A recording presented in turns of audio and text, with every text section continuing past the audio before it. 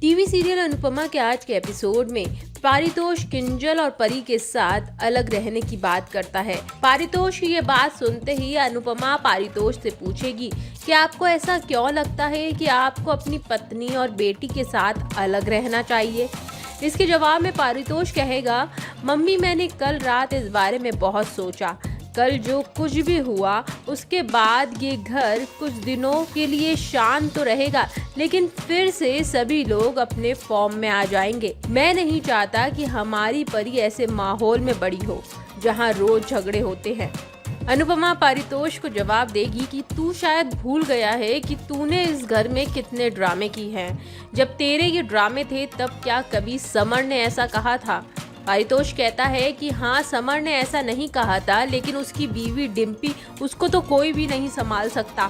आप भी अमेरिका चले जाओगे, उसके बाद में इस घर के झगड़े कौन शांत करेगा? पारितोष को चुप करते हुए अनुपमा अपने हाथ का लड्डू पारितोष के मुंह में ठूस देती है और कहती है कि थप्पड़ से भी मुंह बंद कर सकती थी, लेकिन फिर सोचा कि लड्डू से करा दूं। कभी तो सोच समझ कर बोला कर, तेरे दिमाग और तेरे मुंह का कनेक्शन शायद टूट गया है। इसके बाद अनुपमा पारितोष को उसकी असलियत याद दिलाती है। अनुपमा कहती है कि तोशु, तू शायद भूल गया है कि इससे पहले भी तूने अलग होने की डिमांड की थी। तब तो तेरी सास की नौकरी और तेरे सास का पेंट हाउस भी तेरे पास था।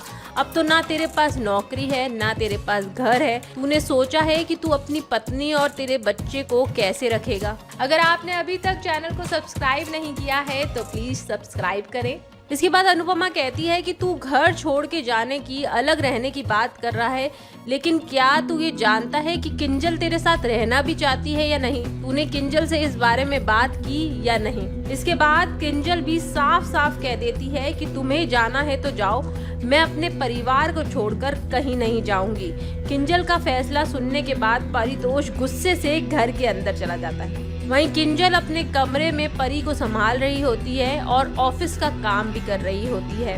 वनराज उसकी मदद के लिए आता है और किंजल का थोड़ा सा ऑफिस का काम कर देता है। किंजल वनराज से कहती है कि अगर कोई आपकी छोटे छोटे कामों में भी हेल्प कर देना तो बहुत ज्यादा हेल्प हो जाती है। वही वनराज भी कहता है कि हम आदमी लोग ये समझ ही नहीं पाते कि हमें हेल्प करनी चाहिए। हम इनबिल्ट ही ऐसे हुए हैं और शायद इसी वजह से हम अपनी पार्टनर की हेल्प नहीं करते, लेकिन इसमें बदलाव होना बहुत ज़रूरी है। इसके बाद वनराज किंजल से पूछता है कि तुम एकदम ठीक हो ना? किंजल वनराज से अपने दिल की बात करती है और कहती है कि पापा, मुझे आजकल कुछ भी समझ में नहीं आता। मैं बहुत कंफ्यूज रहती हूँ पारितोष को लेकर। मेरा मन करता है कि मैं पारितोष के साथ नहीं रहूँ, लेकिन मैं नहीं चाहती कि परी अपने पापा से, अपनी फैमिली से दूर रहे, और मैं भी इस परिवार को छोड़ना नहीं चाहती हूँ। वहीं कपाड़िया हाउस में सभी लोग डिम्पी का स्वागत करते हैं। डिम्पी पगफेरे के लिए कपाड़िया हाउस में आई है। डिम्पी कहती है कि यहाँ आकर बिल्कुल ऐसा लग रहा है कि ये मेरे घर जैसा है। वहीं पाकी और अधिक भी एक दूसरे को देखकर काफी खुश होते हैं। पाकी अधिक को उसकी घड़ी देती है जो वो शादी के वक्त शाह हाउस में भूल गया था और कहती है कि मुझसे नाराज हो। तो अधिक कहता है कि हाँ, कोई अपनी भाई की शादी कैसे छोड़ सकता है। तभी पाकी कहती है कि हाँ, मुझे पता है मुझसे गलती हुई है, इसीलिए मैं समर को सॉरी बोलने पहले शाह हाउस गई थी। इसके बाद अनुज पाकी से कहता है कि ये घर तुम्हारा है, तुम्हें इस घर का ध्यान रखना है, बिल्कुल उसी तरह जैसे अनुपमा इस घर का ध्यान रखती। ये सुनकर माया को बहुत जलन होती है। इसके बाद अनुपमा गुरुकुल जाएगी, जहाँ पर नकुल उसे कहता है कि आज रिहर्सल नहीं बल्कि फेस ऑफ होने वाला है।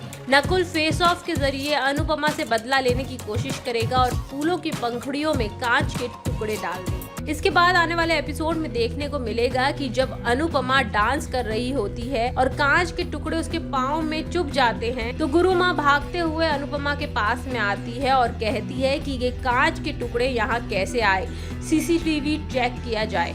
ये सुनते ही नकुल घबरा जाता है। अब देखना यह है कि सीसीटीवी की फुटेज में नकुल की चाल सामने आ जाएगी और इसके बाद में गुरु माँ नकुल को लेकर क्या एक्शन लेगी। अनुपमा शो से जुड़े सारे अपडेट के लिए मिनिस्ट्री ऑफ बॉलीवुड को जरूर सब्सक्राइब करें।